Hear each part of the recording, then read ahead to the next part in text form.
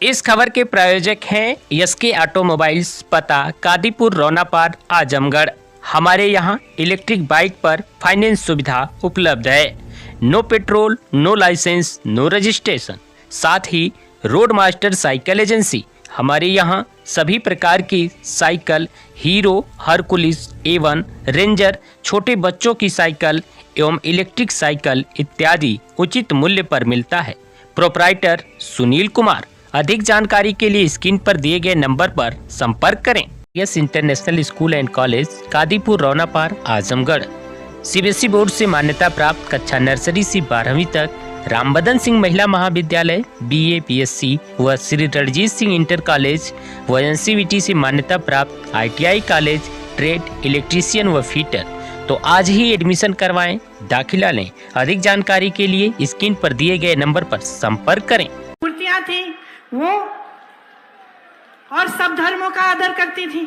तो हम तो देखिए सब धार्मिक लोग हैं। हाँ देखिए,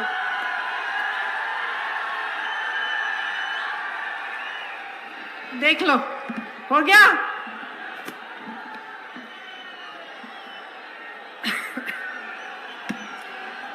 अब बोलो।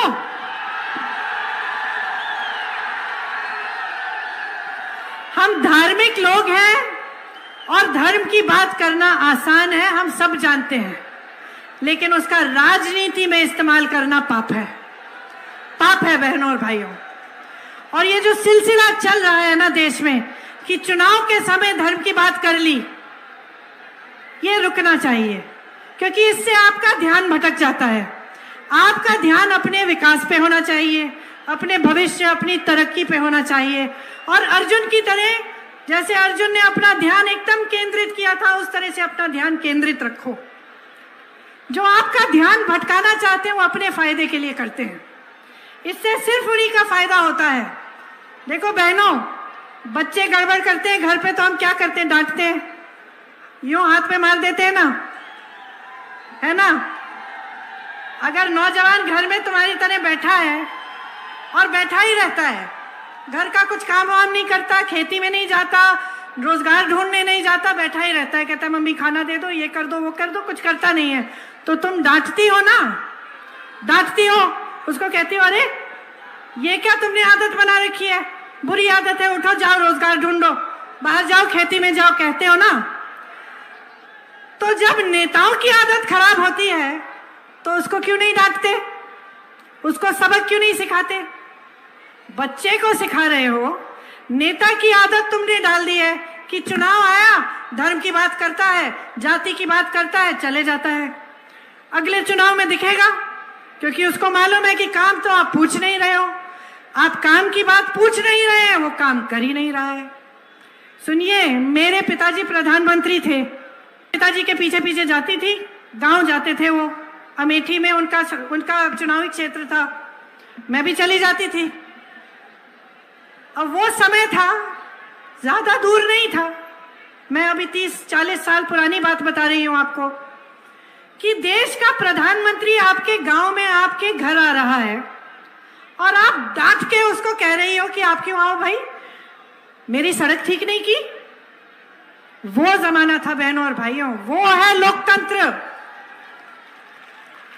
कि पिताजी जाते थे और गांव की महिलाएं कहती थी देखो राजीव भैया, प्यार हम बहुत करते हैं तुमसे, लेकिन इस बार वोट नहीं देंगे जब तक हमारे नलके में से पानी नहीं आएगा, ऐसा कहती थी, डांटती थी। और मेरे पिताजी ऐसे नहीं कहते थे कि भाई देख लिया मैं प्रधानमंत्री हूं, कैसे डांट दिया मुझे। वो तो अपना सर झुकाते थे, कहते थे बहन जी मैंने कोशिश की है, इसका ऑर्डर दे दिया है, 6 महीनों में हो जाएगा, खुद कहते थे। वो जमाना था, उस जमाने को आपने बदल डाला। अब नेता आता है मंच पे, धर्म की बात करता है, 2-4 श्लोक सुना देता है और आप वोट दे देते हो आके मूंद के। ये क्या बात हुई? बहुत बड़ी शिकायत है आपसे, बहुत बड़ी शिकायत है। बदल दो ये आदत, बहुत बुरी आदत डलवा दी आपने। नेता को पता होना चाहिए कि काम करके दिखाएगा, नहीं तो अगले चुनाव में निकाल दोगे। ये दोनों खड़े हैं, इनकी भी बात कर रही हूं मैं। ये जब चुनाव जीतेंगे, और मुझे मालूम है आप जिताने वाले हैं, पता चल रहा है, आप अगर इनकी भी आदत खराब कर दोगे ना तो बिगड़ जाएंगे। आदत खराब मत करना। जब जब आए तुम्हारे पास कम मांगो, जब जब आए पूछो भाई हमारी संपत्ति हमारे लिए तुम खर्च रहे हो कि नहीं। जब जब आए इतनी छूट मत दिया करो, इतनी छूट मत दिया करो। ये जो भाजपा के नेता है ना, बहुत बड़ी छूट दे दी आपने इन्हें। आज तो मैंने सुना कि आज मोदी जी ने एक बहुत बड़ी भविष्यवाणी की है। हाँ, कुछ भविष्यवाणी उन्होंने कहा कि मैं यहाँ पे अहंकार से नहीं, शायद मंच पे खड़े थे, उन्होंने कहा कि मैं आज बहुत बड़ी भविष्यवाणी करने वाला हूँ कांग्रेस की जो सरकार है, गहलोत जी की सरकार के बारे में। तो आज मैं यहाँ पे खड़े होकर आपकी इस पावन धरती पे मैं भी एक भविष्यवाणी करती हूँ, सुन लो। और मेरी भविष्यवाणी ये है कि अगर इसी तरह से मोदी जी और उनकी सरकारें देश की सारी संपत्ति बड़े बड़े उद्योगपतियों को सौंपती रहेगी, तो एक ऐसा दिन आएगा जब इस देश की जनता का गुस्सा संभल नहीं पाएगा, जब इस देश की नाराजगी का सामना मोदी जी को करना पड़ेगा। और अगर उस समय मोदी जी ने अपना सर झुकाया नहीं, और अगर उस समय जनता की बात मानी नहीं, तो मोदी जी का नुकसान होगा। क्योंकि मोदी जी आज जिस तरह से सरकार चला रहे हैं, अगर मोदी जी खुद ही समझ जाएं और आप उनको समझा दें कि ये नहीं चलेगा, कि जो देश की संपत्ति है ये किसी एक दो जनों के हाथों में मत सौंपो मोदी जी, ये आपका कर्तव्य नहीं है इस देश के प्रति। इस बात को उन्हें समझाना पड़ेगा। और मैं जानती हूं कि आप इस बात को आस्ते आस्ते समझ रहे हैं, आप खुद समझ रहे हैं, देख रहे हैं कि देश में किस तरह से बड़े बड़े उद्योगपतियों का फायदा हो रहा है और गरीबों किसानों का नुकसान हो रहा है। तो मेरी भविष्यवाणी यही है कि देश की जनता सब समझ जाएगी। देश की जनता में आज नहीं तो कल विवेक आएगा ही आएगा।